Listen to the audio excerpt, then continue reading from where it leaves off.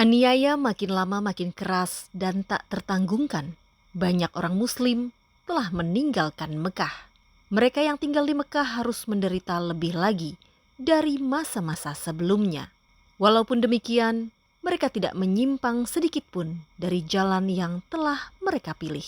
Hati mereka makin membaja, iman mereka kokoh dan kuat. Ibadah mereka kepada Tuhan yang tunggal makin meningkat sebagaimana kebencian yang bertambah terhadap berhala-berhala Mekah. Pertentangan semakin menjadi-jadi.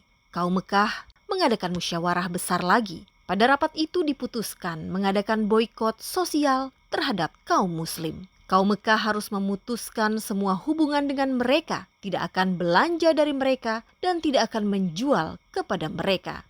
Rasulullah Shallallahu Alaihi Wasallam, keluarga beliau dan sanak saudara beliau, walau bukan Muslim tetapi memihak mereka, terpaksa mencari perlindungan di tempat yang terpencil milik Abu Thalib.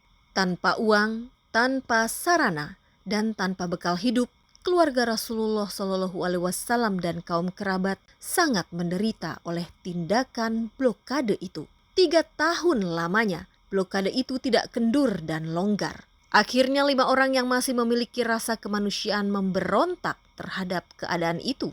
Mereka menjumpai sanak saudara yang ikut terkungkung, menawarkan penghapusan boikot dan mengajak mereka keluar dari kungkungan.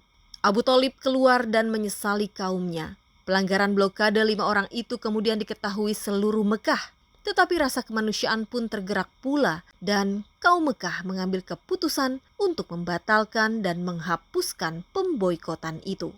Boikot telah lewat, tetapi dampaknya tidak. Dalam beberapa hari, istri Rasulullah Shallallahu Alaihi Wasallam Khadijah wafat dan sebulan kemudian paman Rasulullah Shallallahu Alaihi Wasallam Abu Thalib juga menyusul. Rasulullah Shallallahu Alaihi Wasallam kini kehilangan kawan hidup dan bantuan Khadijah, dan beliau bersama kaum muslimin kehilangan perlindungan dan bantuan Abu Thalib. Wafat mereka itu tentu saja membawa akibat juga hilangnya sedikit simpati umum. Abu Lahab, paman Rasulullah Shallallahu Alaihi Wasallam lainnya, semula nampak akan menjadi pelindung Rasulullah Shallallahu Alaihi Wasallam. Pukulan batin akibat meninggal saudaranya dan keseganan akan amanat terakhir masih diingatnya dengan jelas. Tetapi dalam waktu yang singkat, kaum Mekah berhasil membangkitkan rasa permusuhan lagi.